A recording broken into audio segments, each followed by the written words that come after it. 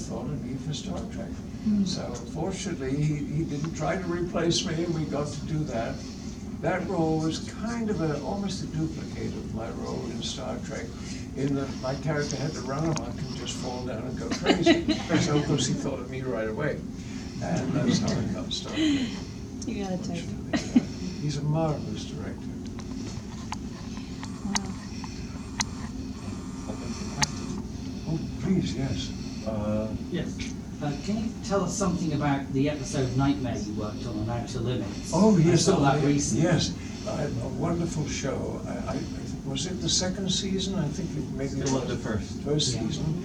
And I think I got that without auditioning. Mostly actors back then would go audition, you know. So I think I got this one. The director saying, okay, David Frankham will be good for this. John Erman, a very fine director. It was a wonderful show, beautifully written. I had a great part. Fine actors in it, like James Shigeta, I don't know if you remember him, a fine Japanese actor. And Ed Nelson was in it, who went on to make the Race movie. And we just had a wonderful shoot on that. All of us we just teamed up and had a wonderful, I'm very proud of that show, to tell you the truth, I am. Yeah. John Erman then went on to do the Emeth in a very similar style. Oh, yeah. It was almost stage-like. Yeah. Because obviously it was in black and white, but I'm wondering, like, what were the sets like in colour? Were they, like, amazing, or was it just kind of, you know, we can only see it in black and white, obviously, so Oh, yeah, well, we have no appreciation. I never thought of working in color to make a black and white film, but I guess we did. Yeah. No, we did. No. Beautifully. Oh, the photographer went on to be a legend, Conrad Hall, who photographed Butch Cassidy and the Sundance Kid. He won an Oscar or something. And just brilliantly photographed. And speaking of which, I can't remember the name of the photographer on my Star Trek, but he was great. Yeah. Jerry, As I had to run amok down the corridor screaming and hollering, he said to me in rehearsal, David, do whatever you want to do, I'll be right behind you. And a handheld camera went over his shoulder, and he followed me everywhere I went, so that we got that whole thing of running and screaming in one take. Because as an actor, you don't want to be told, you have to do it again. You have to running amok. You know, so thanks to that brilliant cinematography, we got it in one thing. Yeah. Yeah. I just wanted to say, first of all, I always loved the way that the sets were lit. They had a Yes. very comforting, soft feeling to them. You look at modern shows, even the current one, it's a little, more clinical, but Yes. but yes. that's nice. I wanted to ask you a quick question about 101 Dalmatians. Yes, of course. Well, first of all, what was it like? And how did you get the role of Tibbs? Just auditioning. Of course, the moment I got the call to go to the Disney studios and audition for the voice of the cat, I thought, I'm going to meet Walt Disney. Because when I was 11, I saw Snow White and the Seven Dwarfs, and I saw Pinocchio, and all of them, But I was told at the audition, no, Walt does not see anybody auditioning for a voice. He just wants to hear the voice. And I don't think anybody here is old enough to remember Deanna Durbin, but she was I know a her, huge yeah. star.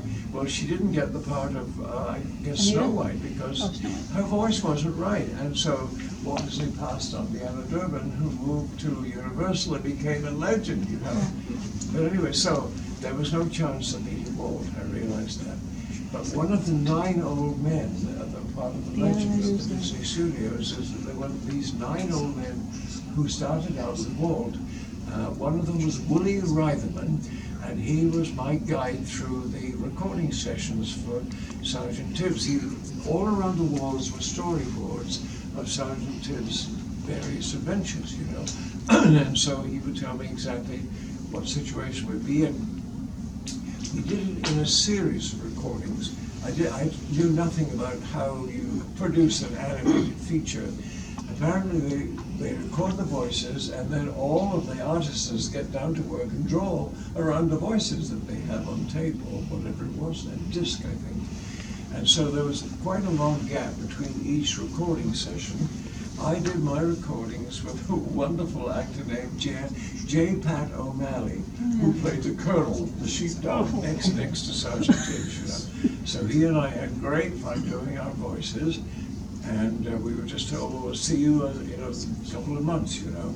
Well, thanks to that, I was still, as it were, at the studio, and Walt Disney was about to produce a live-action film called 10 Who Dared, about the first, a real story, about the first 10 men who charted the Colorado River.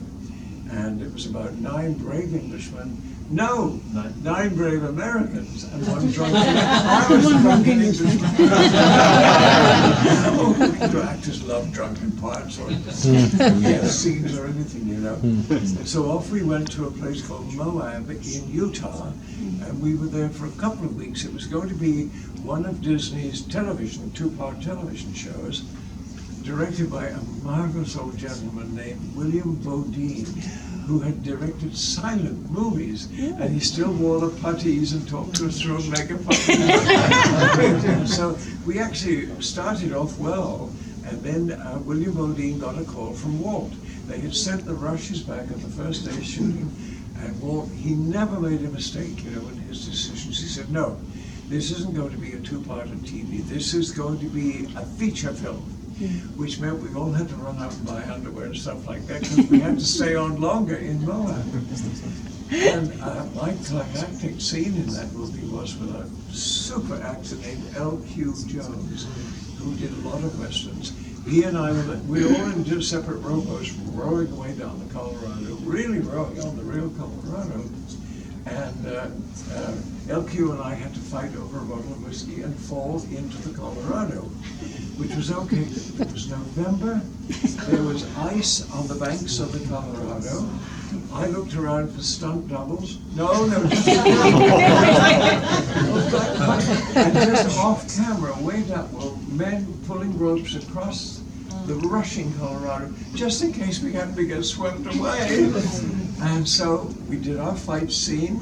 We fell into the Colorado River in November. We had what they call wetsuits on under our costumes, but it's still, you know, just very, very cold. So I hope they got all that in one take, and apparently they did. Yay. So the bonus to all of that hardship out in Utah there, when we got back to the studio, Walt Disney came on the set every day of the 10 days we were there at the studio. So I got to meet Walt Disney.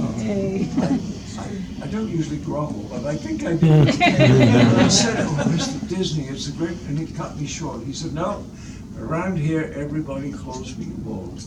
That genius, you know, was such a part of the teams, of the writers, of the everybody. He was just one of the guys, you know. He was also the head of the studio, so he was there every day. Like the word wouldn't come out, Walt wouldn't come out. I said, good morning, Mr. Disney. I just couldn't help it out of sheer admiration for him. Wonderful man.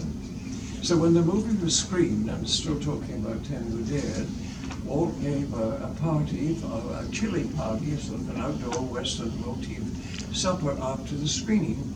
And he was sitting, I think, about 2 or 3 rows behind me. I was with my agent, and I watched the film completed for the first time.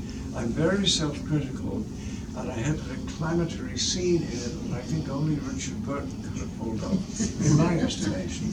So I was very disappointed, and I said to my agent, I'm leaving. She said, you can't, Walt, sing too. I said, no, I was just so embarrassed. So I'm ashamed to say that I got up and walked past Walt Disney, into the lobby, got the telephone, got a cab to go home, and I never did stay for the chili party. I hope Walt Disney thought I was only going to a restaurant, and he didn't notice me not coming back, you know. So I regret that, great regret.